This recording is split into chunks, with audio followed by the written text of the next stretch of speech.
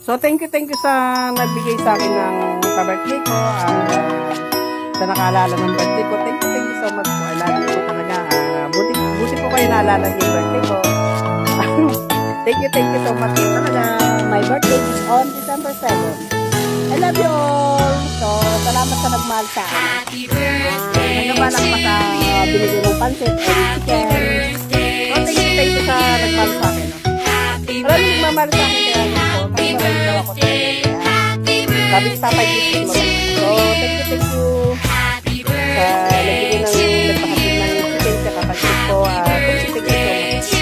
On December 7, my birthday. Love you all. God bless. Thank you. Ipalawin yung kanawa ng Diyos.